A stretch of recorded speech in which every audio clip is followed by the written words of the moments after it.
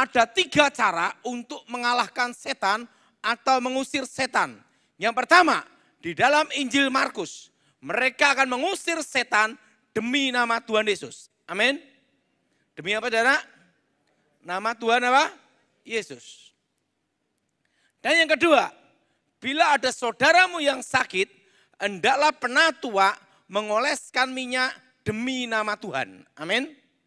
Demi nama Tuhan Yesus. Dan yang ketiga, di dalam kitab terakhir, kitab Wahyu, mereka, orang-orang percaya, mengalahkan iblis. Mengalahkan apa, saudara? Ini rajanya para setan, saudara. Mengalahkan iblis dengan darah anak domba. Mana Sorgawi. 1 Korintus pasal 6. Mencari keadilan pada orang-orang yang tidak beriman. Apakah ada seorang di antara kamu yang jika berselisih dengan orang lain, berani mencari keadilan pada orang-orang yang tidak benar dan bukan pada orang-orang kudus? Atau tidak tahukah kamu bahwa orang-orang kudus akan menghakimi dunia? Dan jika penghakiman dunia berada dalam tangan kamu, tidakkah kamu sanggup untuk mengurus perkara-perkara yang tidak berarti? Tidak tahukah kamu bahwa kita akan menghakimi malaikat-malaikat? Jadi apalagi perkara-perkara biasa dalam hidup kita sehari-hari. Sekalipun demikian, jika kamu harus mengurus perkara-perkara biasa, kamu menyerahkan urusan itu kepada mereka yang tidak berarti dalam jemaat. Hal ini kukatakan untuk memalukan kamu. Tidak adakah seorang di antara kamu yang berhikmat, yang dapat mengurus perkara-perkara dari saudara-saudaranya? Adakah saudara yang satu mencari keadilan terhadap saudara yang lain dan justru pada orang-orang yang tidak percaya? Adanya saja perkara di antara kamu yang seorang terhadap yang lain telah merupakan kekalahan bagi kamu. Mengapa kamu tidak lebih suka menderita ketidakadilan? Mengapakah kamu tidak lebih suka dirugikan? Tetapi kamu sendiri melakukan ketidakadilan dan kamu sendiri mendatangkan kerugian. Dan hal itu kamu buat terhadap saudara-saudaramu. Atau tidak tahukah kamu bahwa orang-orang yang tidak adil tidak akan mendapat bagian dalam kerajaan Allah? Janganlah sesat. Orang cabul, penyembah berhala, orang berzina, banci, orang pemburit, pencuri, orang kikir, pemabuk, pemfitnah, dan penipu tidak akan mendapat bagian dalam kerajaan Allah. Dan beberapa orang di antara kamu demikianlah dahulu. Tetapi kamu telah memberi dirimu disucikan, kamu telah dikuduskan, kamu telah dibenarkan dalam nama Tuhan Yesus Kristus dan dalam Roh Allah kita. Nasihat terhadap percabulan. Segala sesuatu halal bagiku, tetapi bukan semuanya berguna. Segala sesuatu halal bagiku, tetapi aku tidak membiarkan diriku diperhamba oleh suatu apapun. Makanan adalah untuk perut dan perut untuk makanan, tetapi kedua-duanya akan dibinasakan Allah. Tetapi tubuh bukanlah untuk percabulan, melainkan untuk Tuhan, dan Tuhan untuk tubuh. Allah yang membangkitkan Tuhan akan membangkitkan kita juga oleh kuasa-Nya. Tidak tahukah kamu bahwa tubuhmu adalah anggota Kristus? Akan kuambilkah anggota Kristus untuk menyerahkannya kepada percabulan? Sekali-kali tidak. Atau tidak tahukah kamu bahwa siapa yang mengikatkan dirinya pada perempuan cabul menjadi satu tubuh dengan dia? Sebab demikianlah kata Nas, keduanya akan menjadi satu daging. Tetapi siapa yang mengikatkan dirinya pada Tuhan, menjadi satu roh dengan dia. Jauhkanlah dirimu dari percabulan. Setiap dosa lain yang dilakukan manusia, terjadi di luar dirinya. Tetapi orang yang melakukan percabulan, berdosa terhadap dirinya sendiri. Atau tidak tahukah kamu, bahwa tubuhmu adalah bait Roh Kudus yang diam di dalam kamu? Roh Kudus yang kamu peroleh dari Allah, dan bahwa kamu bukan milik kamu sendiri, sebab kamu telah dibeli dan harganya telah lunas dibayar. Karena itu muliakanlah Allah dengan tubuhmu. 1 Korintus pasal 7 tentang perkawinan. Dan sekarang tentang hal-hal yang kamu tuliskan kepadaku. Adalah baik bagi laki-laki kalau ia tidak kawin, tetapi mengingat bahaya percabulan, baiklah setiap laki-laki mempunyai istrinya sendiri, dan setiap perempuan mempunyai suaminya sendiri. Hendaklah suami memenuhi kewajibannya terhadap istrinya, demikian pula istri terhadap suaminya. Istri tidak berkuasa atas tubuhnya sendiri, tetapi suaminya. Demikian pula suami tidak berkuasa atas tubuhnya sendiri, tetapi istrinya. Janganlah kamu saling menjauhi, kecuali dengan persetujuan bersama untuk sementara waktu, supaya kamu mendapat kesempatan untuk berdoa. Sesudah itu hendaklah kamu kembali hidup bersama-sama, supaya iblis jangan menggodai kamu, karena kamu tidak tahan bertarak. Hal ini kukatakan kepadamu sebagai kelonggaran, bukan sebagai perintah. Namun demikian, alangkah baiknya kalau semua orang seperti aku, tetapi setiap orang menerima dari Allah karunia-Nya yang khas, yang seorang karunia ini, yang lain karunia itu. Tetapi kepada orang-orang yang tidak kawin dan kepada janda-janda, aku anjurkan, supaya baiklah mereka tinggal dalam keadaan seperti aku. Tetapi kalau mereka tidak dapat menguasai diri, baiklah mereka kawin, sebab lebih baik kawin daripada hangus karena hawa nafsu. Kepada orang-orang yang telah kawin, bukan aku, tetapi Tuhan, perintahkan supaya seorang istri tidak boleh menceraikan suaminya. Dan jikalau ia bercerai, ia harus tetap hidup tanpa suami atau berdamai dengan suaminya. Dan seorang suami tidak boleh menceraikan istrinya. Kepada orang-orang lain, aku, bukan Tuhan, katakan, kalau ada seorang saudara beristrikan seorang yang tidak beriman, dan perempuan itu mau hidup bersama-sama dengan dia, janganlah saudara itu menceraikan dia. Dan kalau ada seorang istri bersuamikan seorang yang tidak beriman, dan laki-laki itu mau hidup bersama-sama dengan dia, janganlah ia menceraikan laki-laki itu. Karena suami yang tidak beriman itu dikuduskan oleh istrinya, dan istri yang tidak beriman itu dikuduskan oleh suaminya. Andai kata tidak demikian, niscaya anak-anakmu adalah anak cemar, tetapi sekarang mereka adalah anak-anak kudus. Tetapi kalau orang yang tidak beriman itu mau bercerai, biarlah ia bercerai. Dalam hal yang demikian, saudara atau saudari tidak terikat. Tetapi Allah memanggil kamu untuk hidup dalam damai sejahtera. Sebab bagaimanakah engkau mengetahui, hai istri, apakah engkau tidak akan menyelamatkan suamimu?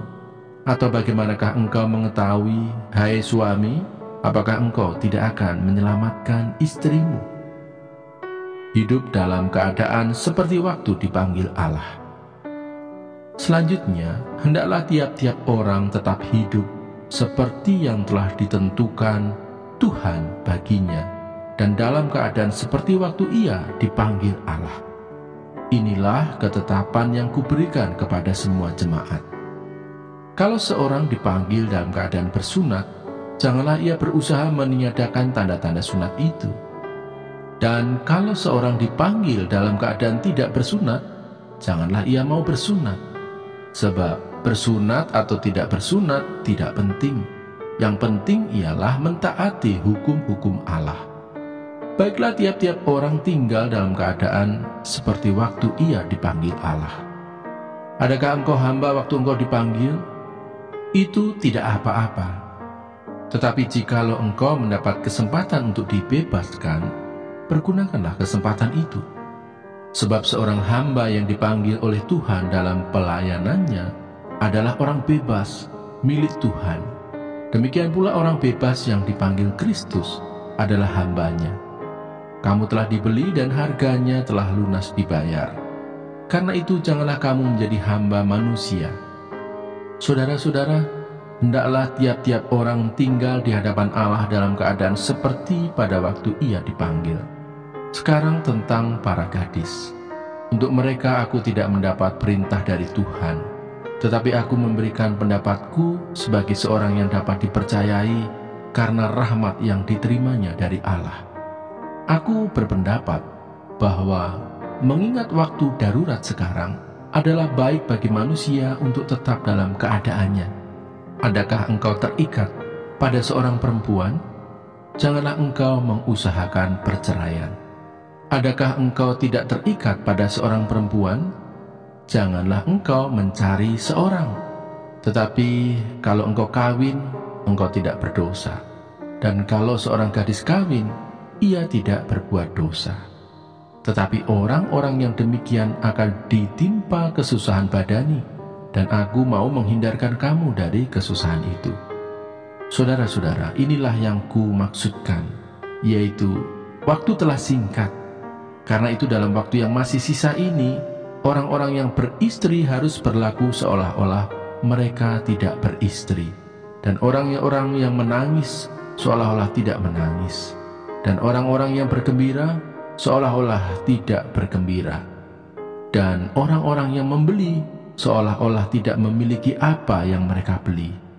Pendeknya, orang-orang yang mempergunakan barang-barang duniawi seolah-olah sama sekali tidak mempergunakannya.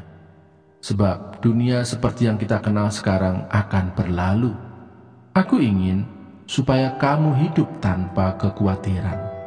Orang yang tidak beristri memusatkan perhatiannya pada perkara Tuhan, bagaimana Tuhan berkenan kepadanya. Orang yang beristri memusatkan perhatiannya pada perkara duniawi, bagaimana ia dapat menyenangkan istrinya, dan dengan demikian perhatiannya terbagi-bagi. Perempuan yang tidak bersuami dan anak-anak gadis memusatkan perhatian mereka pada perkara Tuhan, supaya tubuh dan jiwa mereka kudus. Tetapi perempuan yang bersuami memusatkan perhatiannya pada perkara duniawi, bagaimana ia dapat menyenangkan suaminya. Semuanya ini kukatakan untuk kepentingan kamu sendiri, bukan untuk menghalang-halangi kamu dalam kebebasan kamu, tetapi sebaliknya, supaya kamu melakukan apa yang benar dan baik, dan melayani Tuhan tanpa gangguan. Tetapi jikalau seorang menyangka bahwa ia tidak berlaku wajar terhadap gadisnya, jika gadisnya itu telah bertambah tua dan ia benar-benar merasa bahwa mereka harus kawin, baiklah mereka kawin, kalau ia menghendakinya. Hal itu bukan dosa. Tetapi kalau ada seorang yang tidak dipaksa untuk berbuat demikian, benar-benar yakin dalam hatinya dan benar-benar menguasai kemauannya, telah mengambil keputusan untuk tidak kawin dengan gadisnya, ia berbuat baik. Jadi orang yang kawin dengan gadisnya berbuat baik, dan orang yang tidak kawin dengan gadisnya berbuat lebih baik. Istri terikat selama suaminya hidup. Kalau suaminya telah meninggal, ia bebas untuk kawin dengan siapa saja yang dikehendakinya, asal orang itu adalah seorang yang percaya. Tetapi menurut pendapatku, ia lebih berbahagia kalau ia tetap tinggal dalam keadaannya. Dan aku berpendapat bahwa aku juga mempunyai Roh Allah. Dengan apa, saudara? Dengan apa? Darah anak domba, darah Yesus. Nah, darah bicara tentang nyawa, nyawa bicara tentang kehidupan. Artinya yang bisa mengalahkan iblis adalah kehidupan Kristus sendiri. Amin. Mereka orang percaya mengalahkan iblis dengan darah anak domba. Saya belajar tentang darah Yesus itu tahun 93. Waktu itu saya diajar doa Bapak kami sama pendeta 1 tahun tidak hafal-hafal. Karena 1 tahun tidak hafal-hafal, saya tanya sama Pak Pendeta. Pak, tolong ajarkan suatu doa. Pokoknya yang hebat, pamungkas, cespleng. Singkat aja. Karena saya doa Bapak kami, enggak hafal-hafal. Pendetanya mikir waktu itu ngomong ini, ada. Yaitu apa? Darah Yesus. Darah Yesus gimana Pak Pendeta?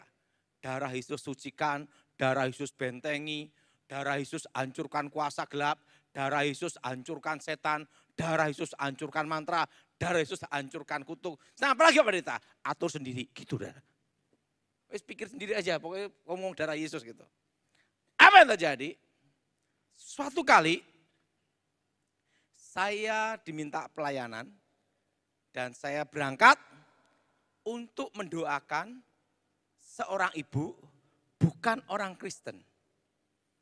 Dan ibu ini agamanya Pancasila. Semua ikut. Dan ibu ini setiap malam Jumat selalu nyembah pusaka.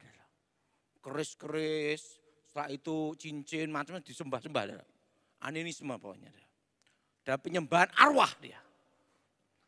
Nah, dia punya anak, anaknya ini orang fanatik radikal. Fanatik radikal sekali. Waktu ibu ini saya datangin, mau enggak ibu percaya Tuhan Yesus? Saya layanin, ibu ini percaya Tuhan Yesus. Tapi enggak bisa ke gereja. Karena anaknya ini marah kalau dia ke gereja. Saya ngomong, ibu tidak boleh nyembah-nyembah keris-keris seperti ini, jimat-jimat seperti ini harus dibuang. Ibu bersedia. Serain jimatnya, serain pusakanya. Tiba-tiba anaknya laki-laki marah. Nanti kalau terjadi sesuatu dengan ibu saya, siapa yang tanggung jawab? Wah, saya dengan yakin berani, saya tanggung jawab. Jimatnya diserahkan semua, saya bakar. Tiba-tiba ibunya mati. Jadi begitu jimatnya dibakar, pusakanya dibakar, mati saudara. Berhenti nafas. Tapi badannya masih hangat waktu itu. Waduh, saya gitu. Wah, anaknya marah. Wah, ini repot. Pertama dituntut polisi, atau yang kedua digebukin, betul enggak? Waktu itu tahun 93. Waktu itu saya doa sama Tuhan, saya minta sama Tuhan, saya berdoa. Tuhan, bagaimana cara ngatasi ini? Waktu saya berdoa, saya mendapat sebuah penglihatan jelas sekali. Jelas sekali penglihatannya. Yes. Saya lihat ada laki-laki tinggi besar. Tingginya 2 meteran. Rambutnya ini seperti tebel-tebel gitu. Matanya merah nyala. Dan roh dari ibu ini dipegang kepalanya untuk masuk ke suatu lubang gelap gulita. Waktu saya mendapat penglihatan seperti itu, saya ingat apa yang diajarkan pendeta. Yaitu doa apa? Darah Yesus. Apa saudara? Apa saudara? Darah Yesus hancurkan segala kuasa setan. Darah Yesus hancurkan roh jahat. Darah Yesus hancurkan setan. Darah Yesus hancurkan roh jahat. Demi nama Yesus. Roh jahat keluar. Waktu saya ngomong demi nama Yesus. Itu darah Yesus. Tiba-tiba laki-laki tinggi besar. Yang matanya merah itu tiba-tiba bes jadi asap. Dan roh ibu ini langsung masuk ke dalam badannya. Jelep. Hidup lagi. Tepuk tangan untuk Tuhan kita. Nah, waktu hidup lagi, apa yang terjadi? Anak laki-lakinya melihat ibunya minta dibaptis. Di situ saya bingung. Tidak mungkin ke gereja. Karena apa? Pasti nanti di demo saudara. Setelah itu ribut besar. Nah, saya ngomong sama ibu ini, maukah ibu percaya Tuhan Yesus? Mau. Saya minta dibaptis. Di situ ada bak mandi. Ada bak mandi, kotak segini ini di desa ada. Jadi kalau baptis, kalau pendeta gini, kalau ini gini. Tak suruh masuk ke bak mandi, penting tenggelam. Betul? Penting apa? Tenggelam. Jadi masuk di bak mandi itu, demi nama Bapa, Putra, Roh Kudus, demi nama Yesus. Sah dah. Setelah dibaptis, melihat ibunya dibaptis, pemuda ini marah sekali. Dia datang saudara, dia lari. Nemuin saya mau dipukul. Saudara. Waktu saya mau dipukul, saya masih ingat saudara. Darah Yesus bentengi. Apa saudara? Apa saudara? Waktu saya doa, darah Yesus bentengi. Darah Yesus bentengi. Dia lari dan jarak kira-kira segini. Dia pukul saya gini, bisa gini saudara. Dia mukul berulang-ulang, muter terus saudara. Dia ketakutan, dikira saya adalah titisan Mbah Buyutnya. Dia ketakutan, dia kebingung saudara. Enggak kena saudara. Nah, dan apa yang terjadi? Ibu ini saudara, begitu itu dia percaya Yesus, tapi dia tidak boleh ke gereja. Jadi doanya setiap hari, Gusti Yesus selamatkan jiwa saya. Gusti Yesus selamatkan hidupku di bumi di akhirat. Itu tiap hari saudara. Dan apa yang terjadi? Ibu ini usia 70 lebih. Itu kemana-mana naik bis masih gini pakai gantungan gitu saudara. Kemana-mana saudara. Tidak ada sakit saudara. Sampai di atas usia 80 saudara. Dia terima Yesus dan dia percaya Yesus. Suatu kali, makanya saya beritahu, mati itu ada jadwalnya saudara. Dia itu dandan baru bengesan lipstik gini. Waktu lipstik gini di kaca dipanggil Tuhan. Jadi meninggalnya tersenyum pakai lipstik gini. Meninggal. Dia tahun 80. Ada satu pesan Tuhan di sini. Darah Yesus berkuasa. Ini saya semua. Darah Yesus bentengi. Saudara, saya masih ingat sama Pak Titus sama Ibu Vera ya, kayak di sini ya. Waktu itu ada kerusuhan itu di Sampit. Nah waktu kerusuhan di Sampit, wow banyak sampai ke Palangkaraya waktu itu. Saya ini punya kesan di Palangkaraya, karena sebelum gereja ini berdiri, saya sudah khotbah, saudara. Dan khotbah di tengah-tengah asap. Jadi Indonesia ini hebat. Kalau perang sama luar negeri, enggak usah pakai senjata, kasih asap. Saudara. Dari Palangka. Nah, apa yang terjadi? Waktu itu saya diminta untuk KKR di Pangkalan Embun. Pangkalan Embun. Waktu itu saya sama Pak Titus. Saya berangkat ke Pangkalan Embun, rombongan. Nah, waktu itu kerusuhan Sampit itu kan merembak sampai Palangka. Nah, setelah itu banyak orang-orang Madura yang lari ke Pangkalan Bun, betul? Ke Pangkalan apa? Ke Pangkalan Bun.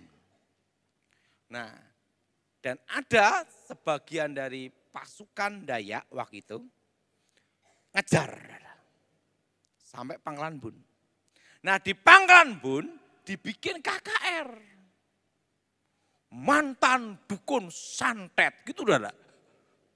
Daud Tony. Nah, yang ngejar orang Madura ini, itu pansus saya masih ingat itu. Lari, ngejar sampai Pangkalan Bun, lihat ada spanduk KKR, ikut KKR. Karena ada spanduk. Nah, ikut KKR. Itu pasti itu sadar waktu itu. Jadi yang dari Pangkalan Bun itu dari kampung itu ngejar sampai Pangkalan Bun. Karena banyak orang Madura di Pangkalan Bun. Nah, waktu itu ada mantan masuk situ saudara. Ikut KKR. Dan apa yang terjadi? Waktu itu ketua panitianya, nah, wajahnya mirip dukun memang. Nah, ketua panitia itu ngasih kata sambutan. Nah, dikira ketua panitianya itu Daud Tony. Langsung salah satu berapa orang yang ngejar itu, kan yang masuk KKR itu orang Dayak. Baca mantra gini untuk ngetes. Jelas apa yang terjadi. Ketua panitianya kesurupan. tanya Pak Titus saya lupa itu. Itu ketua panitianya kesurupan. Kesurupan di depan. Gini-gini kesurupan. Waduh. Kesurupan didoakan. Setelah kesurupan, waduh. Saya berdoa waktu itu. Nah, saya waktu itu maju ke depan, tapi saya doa dulu. Darah Yesus. Apa saudara? Apa saudara? Darah Yesus bentengi. Apa saudara? Darah Yesus bentengi, darah Yesus lindungi, darah Yesus sucikan. Darah Yesus sucikan, darah Yesus bentengi, darah Yesus lindungi. Waktu saya doa darah Yesus, saya maju ke depan. Saya ngomong, yang kena kuasa gelap itu ketua panitia. Yang Dautoni asli itu ini. Gitu. Nah, berarti salah kirim. Saya masih ingat itu. Itu kejadian udah lama sekali. Itu awal-awal perintisan gereja YHS. Nah, waktu itu berapa orang berdiri. Ini mereka yang ngejar yang sampai ke Pangkalan Embun. Baca mantra gini. Di depan itu ada panitia. Nah, salah satu yang ikut waktu itu Pak Dokter. Waktu mereka baca mantra, vitamin komplit. Nah, saya tetap khotbah aja. Saya doa darah Yesus. Apa saudara? 1 jam saya khotbah, mereka membacain mantra-mantra gitu. Itu di Pangkalan Bun kejadiannya. Saya doa darah Yesus. Sudah saya khotbah, habis saya khotbah. Saya lihat dulu. Udah, saya ngirim kuasa gelap ke saya, maju ke depan. Maju semua. Maju. Nah, lihat dulu. Yang paling tua, oh berarti orde lama ini. Tak doa darah Yesus. Ambruk. Apa yang terjadi saudara? Yang ikut KKR itu, yang ngejar orang Madura yang ada di Pangkalan Bun itu, bertobat. Teman untuk Tuhan kita. Dan saya masih ingat, waktu itu mando diserahin. Mando itu diserahin. Dan Pangkalan Bun tidak jadi kerusuhan. Karena yang ngejar nyasar ke situ. Ada satu pesan Tuhan di sini. Apa saudara? Darah Yesus. Apa saudara? Apa saudara? Darah Yesus sucikan, darah Yesus apa? Bentengi. Itu kejadian adalah waktu awal-awal perintisan gereja YHS. Nanti boleh tanya Pak Titus itu. Dan salah satu panitianya dokter gitu. Itu Pangkalan Bun. Saudara,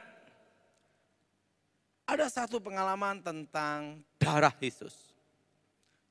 Jadi saudara, saya memberitahu ini supaya saudara punya iman dan percaya bahwa darahnya berkuasa. Suatu kali, waktu itu saya mau khotbah, tiba-tiba saya ditelepon sama seorang ibu. Seorang ibu ini ngomong sama saya gini, Pak Daud, ada apa? Waktu itu saya buru-buru mau khotbah, terima teleponnya. Waktu itu saya masih ingat telepon saya itu Nokia zaman dulu. Yang gedenya segini. Waktu zaman itu kalau punya Nokia itu, kalau telepon ditunjukin gedenya gini. Itu ngelempar mangga aja jatuh. Nokia pisang. Wah, zaman duluan gitu. Wah, ada apa? Wah. Zaman dulu orang punya handphone itu kaya raya, betul? Dan zaman itu saya masih ingat orang makan KFC, Kentucky Fried Chicken itu orang kaya adalah. Wah, waktu itu saya terima telepon, ada apa Bu? Nah, itu mau khotbah itu. Ibu dari Batam. Pak Daud, saya minta tolong. Saya punya anak baru lahir, jantungnya bocor. Nah, kalau bahan bocor gampang ditambah, betul? Ini jantung bocor baru lahir. Dan ini anak pertama saya Pak. Gimana caranya Pak ini? Karena saya buru-buru khotbah, saya hanya bicara gini. Ibu tumpang tangan, katakan darah Yesus sembuhkan. Apa saudara? Apa saudara? Darah Yesus apa? Darah Yesus sembuhkan. Ibu berdoa, Tuhan berikan aku anak yang normal. Doa, darah Yesus sembuhkan. Apa saudara? Darah Yesus sembuhkan. Ibu percaya bahwa Tuhan sudah memberi kesembuhan. Oke? Oke. Buru-buru saya tutup. Ibu ini di Batam. Berapa bulan kemudian saya berangkat ke Batam untuk KKR khotbah di Batam. Tiba-tiba datang ibu ini. Padahal masih ingat saya enggak? Woi, saya ngelihat banyak ribuan jemaat, gimana inget ya? Saya yang nelpon, ini anak saya yang jantungnya bocor. Apa yang terjadi saudara? Saya lihat ibu ini. Oh ini anaknya bu, iya. Secara medis nunggu matinya apa? Tapi Tuhan sudah sembuhkan. Nah, jantungnya normal, hidup sampai sekarang. Satu hal pesan Tuhan untuk kita saudara, bahwa darah Yesus menyembuhkan. Mana Sorgawi.